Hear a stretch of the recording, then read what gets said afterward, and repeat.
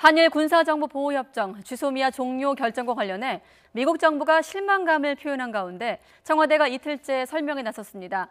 협정 종료에 대해서 미국이 실망스럽다는 입장을 나타낸 데 대해서는 애초에 원치 않던 결과라 미국 입장에선 당연한 반응이라고 설명을 했습니다. 청와대 먼저 가보겠습니다. 신호 기자.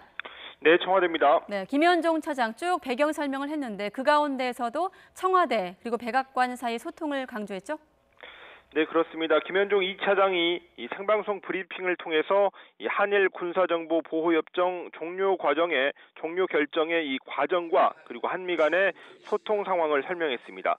김현종 차장은 한미 양국이 청와대와 백악관 사이에서 아주 긴밀하게 소통했고 협의했다는 점을 특히 강조했습니다. 직접 들어보겠습니다.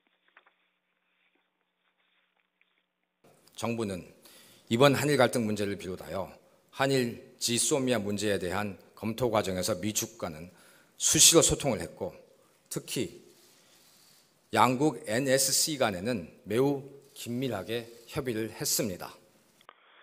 이 미국 백악관 NSC와 거의 매일 실시간 소통했고 그리고 한미 NSC가 이 문제로 7월과 8월 두 달에만 9번이나 유선 협의를 했다고 밝혔습니다. 그러면서 이번 결정이 한미동맹의 약화가 아니라 오히려 한미동맹 관계를 한 단계 업그레이드 시켜서 지금보다 더욱 굳건한 관계가 될 수 있도록 노력할 것이라고 설명했습니다.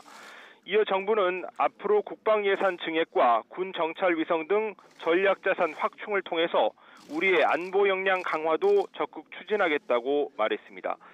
현재 우리는 한 개도 갖고 있지 않지만 일본과 중국은 30개 이상 보유한 정찰용 위성 등을 거론하면서 더 투자를 할 필요가 있다고 강조했습니다. 독자적인 정보 수집과 분석 능력을 강화하면 동맹국들의 우리에 대한 의존도도 높아질 것이라고 설명했습니다.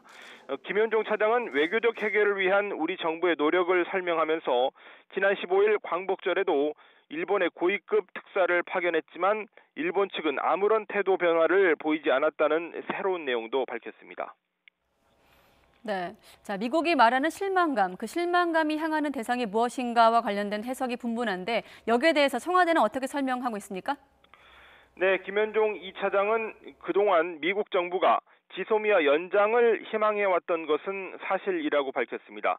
폼페이오 미 국무장관 등이 표명한 실망감은 이런 희망이 이루어지지 않은 데 따른 당연한 결과라는 설명입니다.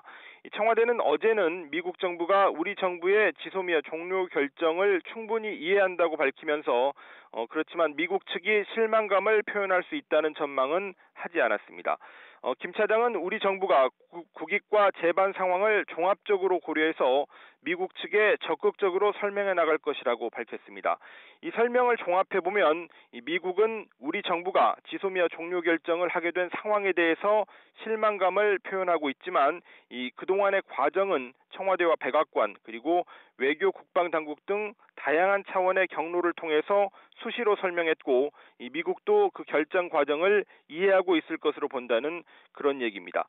문재인 대통령과 트럼프 미국 대통령의 한미 정상 간 통화가 이루어질 것인지에 대해서는 오늘도 청와대와 백악관 핵심 관계자 차원의 대화가 있었다면서 필요하다면 언제든지 한미 정상이 통화할 수 있다고 말했습니다.